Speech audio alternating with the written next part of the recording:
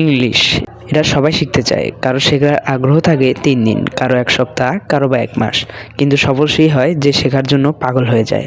আজকের ভিডিওতে আমি এমন একজন ছেলের গল্প তোমাদের শোনাবো, যা শোনার পর তুমিও ইংরেজি শেখার জন্য পাগল হয়ে যাবে। ইংলিশ পারি না চ্যানেল আজকের এই আয়োজনে আমি তোমাকে কোনো প্রকার রুলস অথবা গ্রামার শেখাতে আসিনি, বরং আমি এসেছি কনসিস্টেন্সি কাকে বলে সেটা বোঝাতে। শুধু ভিডিওতে একটা লাইক দিয়ে আমাদের সাথে থাকো।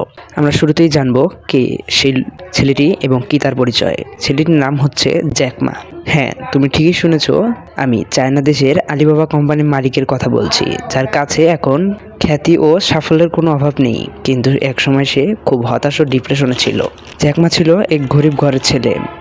তাদের 3 বেলা খাবার জোটাবার মতো টাকাও ছিল না তাদের। তার ইংরেজির কথা বলার গল্পটি আমাকে বারবার ভাবায় যে একজন মানুষ তার লক্ষ্যের দিকে কিভাবে ছোটে। সে তার কোনো একটি বক্তব্যে বলেন তার ইংরেজিতে কথা বলা শেখার গল্প। সে একটি হোটেল থেকে ইংরেজিতে কথা বলতে শেখে। হোটেলটি ছিল তার বাড়ির থেকে 1 ঘন্টা দূরের পথ। সে প্রতিদিন সেখানে 1 ঘন্টা সাইকেল চালিয়ে যেত এবং সেখানে বসে থাকা লোকদের কাছ থেকে ইংরেজিতে কথা বলা শেখেন। তার জ্যাকমার নামটি তারাই দেন।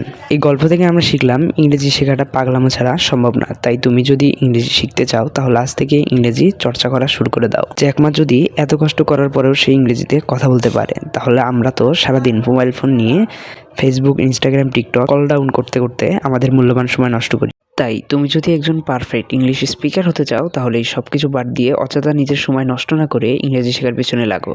ভিডিওটি তোমার এমন একজন বন্ধুর কাছে শেয়ার করো যে তার মূল্যবান সময় ফেসবুক, ইনস্টাগ্রামে ব্যয় করে।